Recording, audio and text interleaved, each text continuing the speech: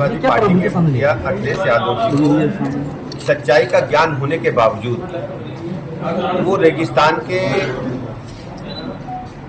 शुतुरमुर्ग की तरह आंखें बंद करके बालू के माध्यम से सच्चाई को छुपाने का या सच्चाई को न समझने का असफल प्रयास कर रहे हैं। 2017 से पहले प्रदेश के क्या हालात थे ये उत्तर प्रदेश की जनता समाजवादी पार्टी के विषय में अच्छी तरह जानती है।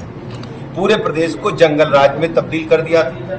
गुंडे, बदमाश, माफिया, लुच्चे, लफंगे प्रशासन पर कब्जे करके जनता को प्रताड़ित कर रहे थे। प्लाट, मकान, दुकान कब्जा कर रहे थे। बहू बेटी की इज्जत आबरू खतरे में थी। लॉ एंड ऑर्डर को पूरी तरह से ध्वस्त कर दिया था। 1000 से अधिक दंगे इनके रिजिम में हुए थे। मुजफ्फरनगर के दंगों को कोई आज भी नहीं भूला है। समाजवादी पार्टी का जो तंत्र है पूरी तरह से बैड एलिमेंट्स के प्रमोशन पर आधारित है। भारतीय जनता पार्टी की सरकार माननीय मोदी जी के नेतृत्व में, उनके मार्गदर्शन में सबका साथ, सबका विकास, सबके विश्वास के आधार पर उत्तर प्रदेश जन जन का विश्वास जीत चुकी है। आदरणीय योगी जी के नेतृत्व में प्रदेश में चतुर्मुखी विकास हो रहा है। आज सर्वाधिक एक्सप्रेसवेज वाला स्टेट उत्तर प्रदेश है। बिजली के मामले में मैं स्पष्ट करना चाहूंगा, आप भी पत्रकार मित्र इस बात को अच्छी तरह उनसे जरूर सवाल पूछें। 2017 से पहले एक हफ्ता बिजली दिन में आती थी, एक हफ्ता रात में आती थी। पीने के पानी के लिए बुंदेलखंड, विंध्याचल में ट्रेन से पानी मंगाया जाता था गर्मी के दिनों में। सड़कों का बुरा हाल था, स्कूलों का बुरा हाल था, अस्पतालों का बुरा हाल था। आज समाजवादी पार्टी के मुखिया को जवाब देना चाहिए, जाति आधारित और पारिवारिक पार्टियों को किस ढंग से जनता को आज तक 4 बार समाजवादी पार्टी ने स्टेट में सरकार बनाई है और किस ढंग का शासन दिया है प्रदेश जनता अच्छी तरह जानती है। ये प्राइवेट लिमिटेड कंपनियों की तरह पार्टी चलाते हैं और जब सूबे में सत्ता में होते हैं तो सत्ता के मद में चूर होकर के सफाई में मुंबई के कलाकारों को बुला करके सरकारी पैसे से डांस देखने का काम करते हैं। इनको जनता से कोई सरोकार नहीं है। ये जाति के आधार पर, तुष्टीकरण के आधार पर वोट हासिल करके सत्ता की भूख को मिटाना चाहते हैं। प्रदेश की जनता इनको कभी भी स्वीकार नहीं करेगी। भारतीय जनता पार्टी माननीय मोदी जी के मार्गदर्शन में जनता के दिलों पर लगातार राज कर रही है और गरीब कल्याण योजनाओं के माध्यम से माननीय मोदी जी ने जन जन का भरोसा जीत लिया। अखिलेश यादव ने एनकाउंटरों पे सवाल खड़े किए। आप क्या चाहते हैं अपराधी पुष्पित पल्लवित हो? आज गोरखपुर में जिस बेटे की हत्या हुई है, जिस बेटे को निर्मम तरीके से इन लोगों ने मौत के मुंह में धकेलने का काम किया है, यदि उसके दोषी व्यक्ति को पुलिस ने अपराधियों द्वारा गोली चलाए जाने के बाद इनकाउंटर में पकड़ा है और जेल भेजा है, अदालत के माध्यम से कड़ी सजा, इनको पीड़ा क्यों हो रही, तिलमिलाए क्यों है?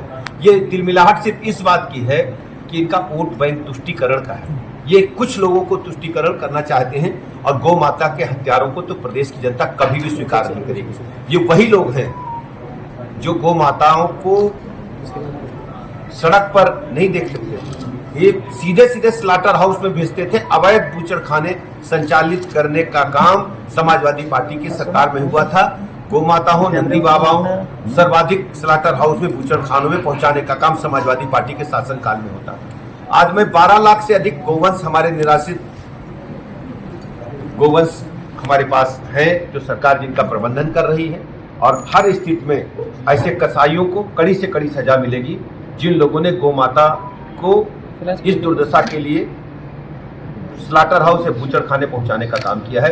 किसी भी हालत में ऐसे हत्यारों को हम बख्शेंगे नहीं। सर, स्वामी प्रसाद मौर्य ने 10 मोर्चों को मिलाकर एक संगठन बनाया, उनका कहना है कि 27 में बीजेपी को लड़ेगी। क्या आप भारतीय जनता पार्टी की सरकार सबका साथ, सबका विकास, सबके विश्वास के आधार पर जन जन को जोड़ने का काम कर रही है और हम सबको साथ लेकर के चल रहे हैं। हम सबको साथ लेकर के चलते हैं, तुष्टीकरण नहीं, हम सबका साथ, सबका विकास, सबके विश्वास के आधार पर जन जन को जोड़ते हुए आगे बढ़ रहे हैं। मंत्री जी, कानपुर में आई लव मोहम्मद के लिखने पर मुकदमा दर्ज कर दिया गया है जी। आई लव मोहम्मद लिखने पर मुकदमा दर्ज कर दिया गया। पूरे प्रकरण की जानकारी मुझे आपके माध्यम से मिली है। स्थानीय प्रशासन से पूछ करके दिशा पार्टी की अगर फायरिंग हुई थी, आरोपी पकड़े गए। देखिए, आप पाते हैं, आप अच्छी तरह जानते हैं कि बरेली की हमारी बेटी दिशा पाटनी, जिसने सिनेमा जगत में बरेली सहित पूरे हिंदुस्तान का नाम रोशन किया है, और उसको कोई व्यक्ति अगर धमकी देता है तो उत्तर प्रदेश की बेटी को जो भी बुरी नजर से देखेगा उसके खिलाफ इसी प्रकार की कार्रवाई कड़ी से कड़ी होगी।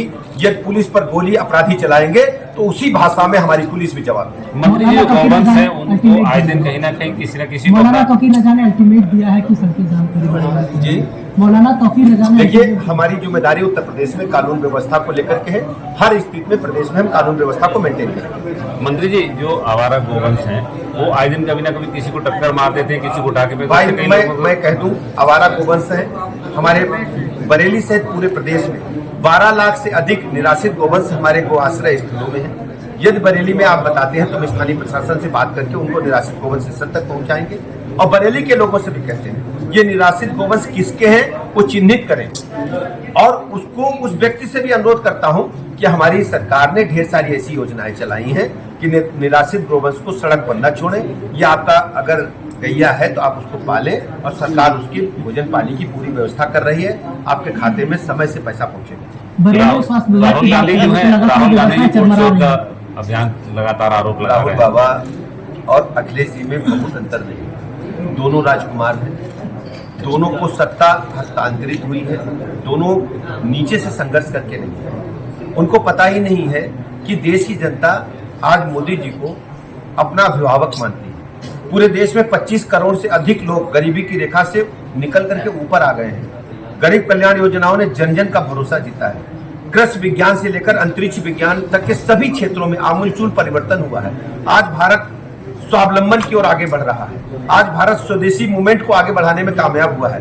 डिफेंस सेक्टर हो या चिकित्सा विज्ञान हो, हर क्षेत्र में अभूतपूर्व प्रगति हासिल हुई है। और राहुल बाबा से पूछिएगा जरा, आप भी कभी मिल जाए या अपने सीनियर जर्नलिस्ट से पूछिएगा जो दिल्ली में रहते हैं, पूछिएगा जब जब कांग्रेस जीती है तब तब ये कहते हैं ईवीएम अच्छी है, निर्वाचन आयोग अच्छा। जब चुनाव में हारने की संभावना जानते हैं बिहार में तो तरह तरह के बस केवल ये घड़ियाली आंसू बहा रहे हैं। बिहार सहित पूरे भारत में कांग्रेस पार्टी साफ होने जा रही है और ये कुकर्मों की वजह से हो रही है। इन्होंने 70 के दशक में गरीबी हटाओ नारा दिया था, कहां चली गए वो लोग जिन लोगों ने गरीबी हटाओ नारे के नाम पर गरीबों को वोट हासिल करके इस देश में कई दशक तक सरकार बनाई। मैं कांग्रेस पार्टी के नीति नियंताओं से पूछना चाहता हूं, सैम पित्रोदा का बयान कुछ कितना शर्मनाक बयान है। वो पाकिस्तान को अपना घर बताते हैं। जिन भोले भाले निरीह हमारे बेटियों को, उनके पतियों को उनके सामने जो लाइव कत्ल किया गया उसका वीडियो हमने देखा है।